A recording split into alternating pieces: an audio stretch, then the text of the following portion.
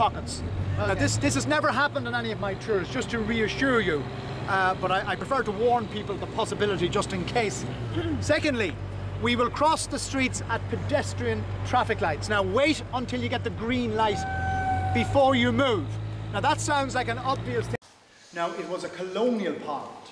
It only represented the Church of Ireland landed gentry, the people of British origin who had colonised the country over the centuries. And they made up no more than 10% of the population.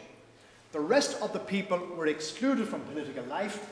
The 80% who were Catholic, they made up the bulk of the peasantry, people of Gaelic background by and large.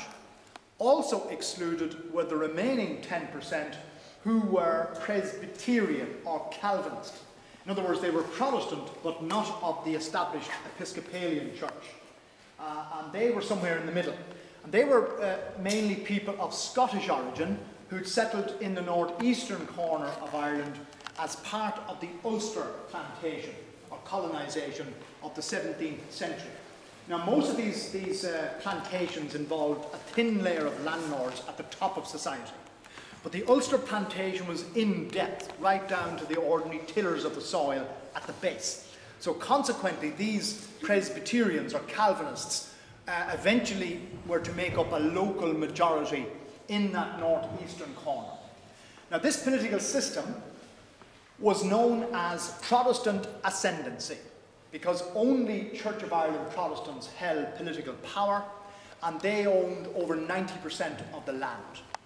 And Protestant ascendancy was established in the 1690s as a result of the Williamite War, named after William of Orange. Now, William of Orange has cast a very long shadow in Irish history, which is remarkable because he was Dutch. He was a stadtholder of the Dutch United Provinces.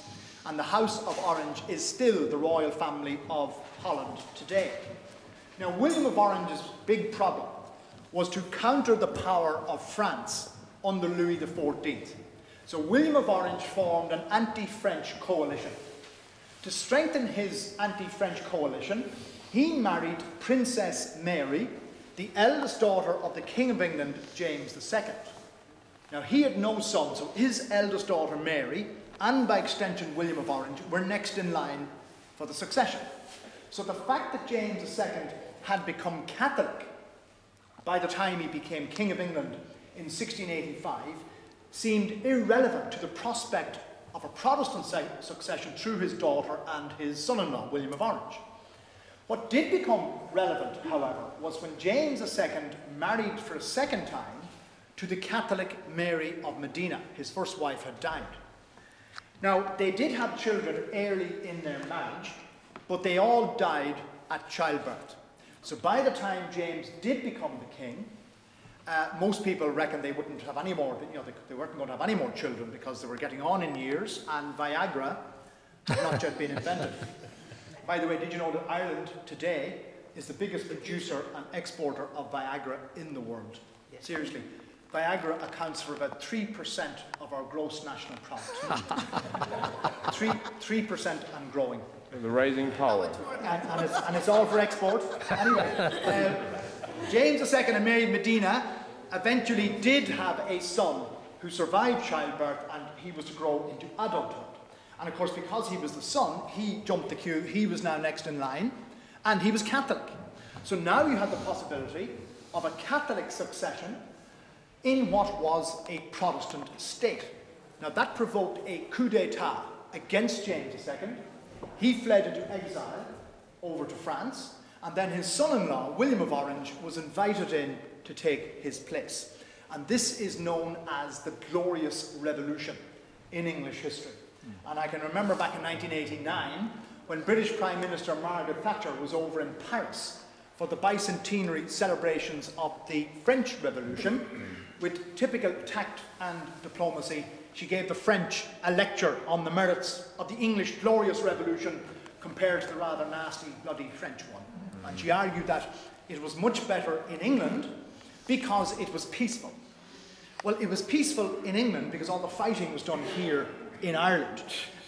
James II, he tried to stage a comeback by invading Ireland from France, backed by Louis XIV. all the Catholics in Ireland rallied to his side. And then shortly after that, William of Orange invaded Ireland from England, and all the Protestants rallied to his side. Now, the most famous battle of this war was fought in July 1690, along the banks of the River Boyne, just north of Dublin. And that's what you see depicted in the tapestry here behind me. And there you see William of Orange on his horse. And that's, of course, that's his famous victory, still celebrated each 12th of July by the Orange Order, with these marches and banners and so on. So that's why William of Orange, this Dutchman, became the great symbol of Protestant identity and deliverance, because his victory was decisive. That marked the final decisive conquest of Ireland. And of course, it ushered in yet another wave of dispossession and colonisation. But at least it created stability. And that stability allowed the economy to develop. The population increased. All the fine architecture that you still see in Dublin today was constructed. So in many ways, this ushered in a colonial golden age. But a Catholic critic described it as a gorgeous mask, because behind the mask were the problems. Like everywhere else, this was a socially unequal society. It was an overtly sectarian society that excluded 90% of its people on the basis of religion.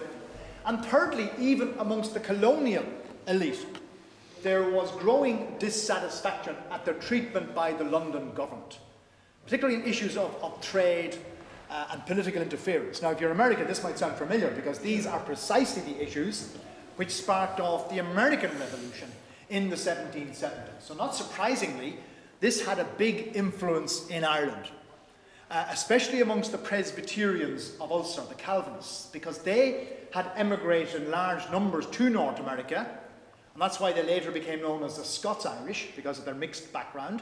So there were very close family links, people were sending back letters, news, and so on. And of course, the American Revolution gave us a new political model, a democratic republic. Now, this was followed soon after by the French Revolution. And the significance of the French Revolution is that it happened in France, obviously. No, what I mean by that is that France was Europe's leading Catholic society up to this point. Now, it was a commonly held assumption, a prejudice, if you like, amongst Protestants, that Catholics were rather quiescent, conservative creatures who did what they were told by their political and religious superiors. So the argument ran, liberty, political freedom, and Catholicism, or popery as they called it, were incompatible. So in order to enhance liberty, you had to suppress popery or Catholicism. Yet all these benighted papists in France just had a revolution. So this fact was used to suggest that Catholics elsewhere, like in Ireland, were also ready to embrace liberty and new political ideas. And this was taken up by one man in particular in Ireland, a young Dublin lawyer called Theobald Wolfe Tone. Now, he was a graduate of Trinity College from a lower middle class background. But he, in the summer of 1791, wrote his argument on behalf of the Catholics of Ireland. Now, he directed his argument in particular towards the Presbyterians of Ulster, who, remember, were also excluded from political power, but they were also very anti-Catholic. So this was a typical three-cornered divide and rule scenario. That's how the British controlled their empire. But Tone managed to persuade the Presbyterians of Belfast City to make common cause with the Catholics. And the result was the Society of United Irishmen, founded in Belfast in October 1791. And then a month later, a Dublin Society was established. Now, they started off as a few hundred fairly moderate